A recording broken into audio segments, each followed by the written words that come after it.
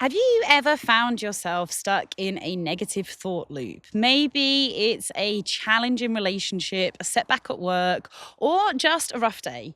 We've all been there, haven't we? But what if I told you there is a powerful mindset shift that could transform your entire perspective? This is the essence of Pratipaksha Bhavana. Welcome back to the Life Liberated channel. Today we are diving deep into the concept of Pratipaksha Bhavana.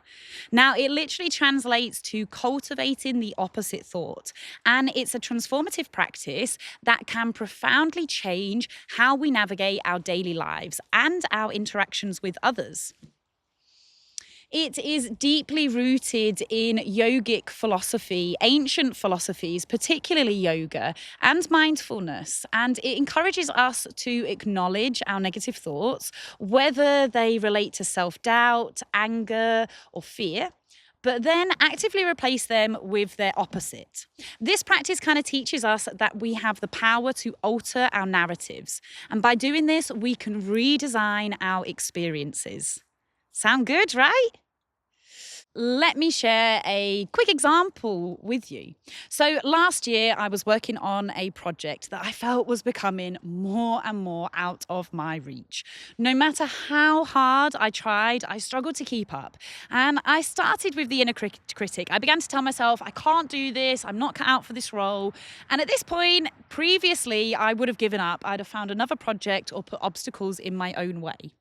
But then I remembered Pratipaksha Bhavana and I paused. I took a breath every time those negative thoughts came up. And I asked myself, what if I could do this? What if I could gain new skills and prove to myself that I am capable? What if the opposite of what I know is also true? And this simple shift turned my frustration into motivation. And here I am doing just that. And it applies to anything in life. The person who cuts you up in traffic. Cultivating the opposite thought allows us compassion. So we could think, what if they were on their way to the hospital after some bad news rather than them just not being very nice? Or how about the grumpy server in the shop? Maybe they had some bad news that morning rather than just assuming that they're an unkind person.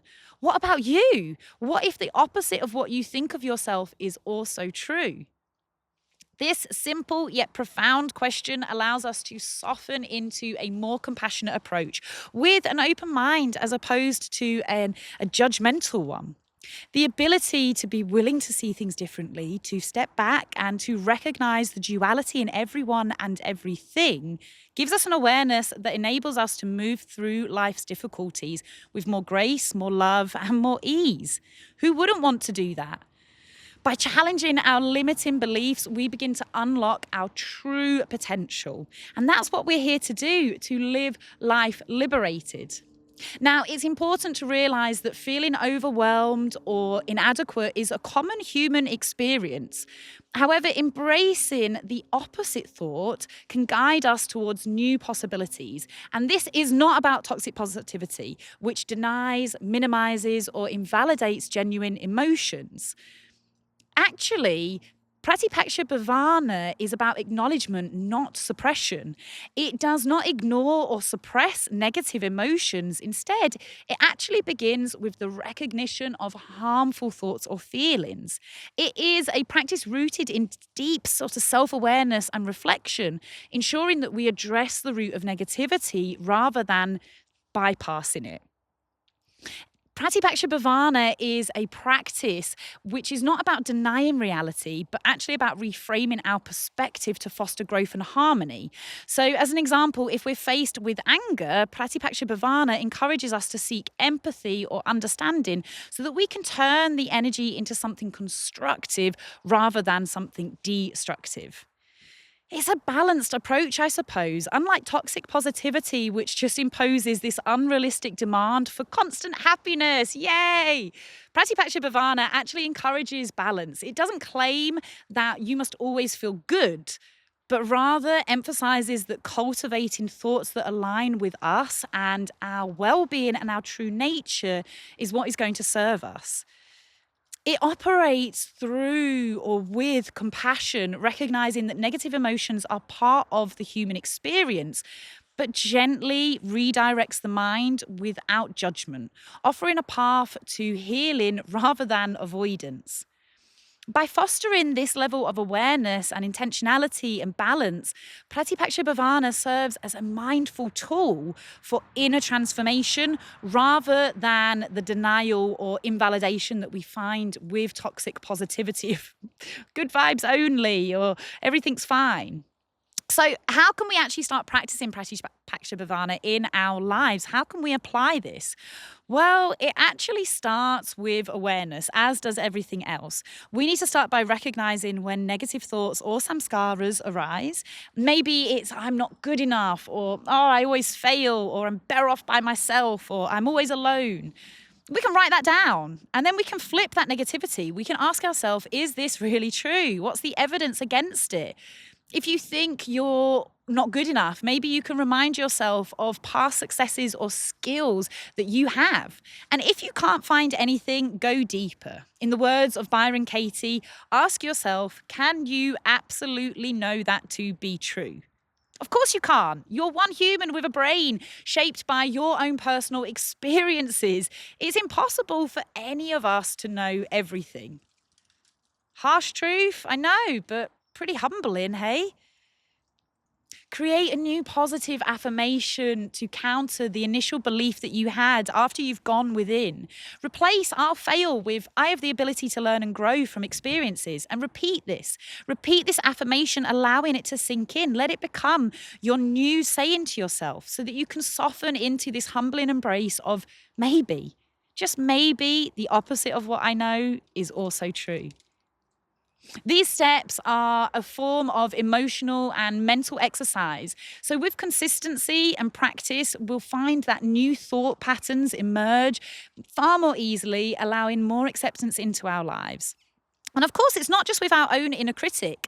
We can soften into the community around us as well when we start to recognize that others are suffering and start cultivating compassion towards those who cause us harm. Now, I know you're thinking, why would we want to be okay with others that cause us harm? Well, I once read, imagine being bitten by a snake, and instead of trying to help yourself heal and recover from the poison, you try to catch the snake to find out the reason it bit you, to prove to it that you didn't deserve that. Sound familiar? The thing is, I fully believe in justice. That's not what I'm talking about. This is about how we feel and how we deal with it. Because our power is ours to own. But when we replay someone else's words or relive painful moments from our past, we let those old feelings take over our present. Instead of letting things be, we hold on to emotions that cause us to suffer all over again. And by doing this, we're giving our power away to others, and we're carrying anger and frustration and hurt into the now and continuing this cycle of suffering. The truth is, people will always disappoint you. They'll say hurtful things, they'll treat you unfairly, cut you up in traffic, and act in ways that you can't control. And that's just it. You can't control them. The only thing you have control over is how you choose to respond. But that's not necessarily a bad thing. The opposite of what you know is also true. It's a beautiful thing. It means we have within us the power to choose peace. If we spend our time trying to explain ourselves to everyone who's wronged us in our lives, or reliving why they shouldn't have hurt us or what they did, why they did it, like we're chasing after the snake, we'll just stay stuck in the past, missing out on the beauty and opportunities of this present moment, right here, right now. Letting go doesn't mean what happened was okay. It means you're choosing to keep your power. Cultivating the opposite four allows you to choose to stop carrying the weight of anger, resentment, and pain, and allows you to choose to create space for growth, joy, and love. You're choosing. You're stepping into your power, which means you're releasing the past and embracing the present. And it's the choice to channel your energy into something meaningful, to respond with intention, and to focus on the people, places, and moments that truly matter. That's where your strength lies. And the art of Pratipaksha Bhavana, cultivating the opposite four, is the key to unlock this door. both in the heat of the moment and upon reflection. So next time you're feeling stressed, angry, upset, anxious, try it. Not in a toxic positive way, in a way that honors you and allows you to expand into the infinite possibilities the universe has to offer you. Now, I encourage you to share your experiences in the comments. Please do so below. Let's start the discussion. Start discussing how a negative thought maybe that you faced and how you might flip it using Pratipaksha Bhavana. Hearing each other's stories can be incredibly inspiring, and you never know how your insights might actually help somebody else. Until next time, thank you so much for joining me today. May you be willing to see things differently and welcome this ancient tool into your modern life for a life that is liberated. As you start to think, I'm willing to see things differently, perhaps, just maybe, the opposite of what I know is also true.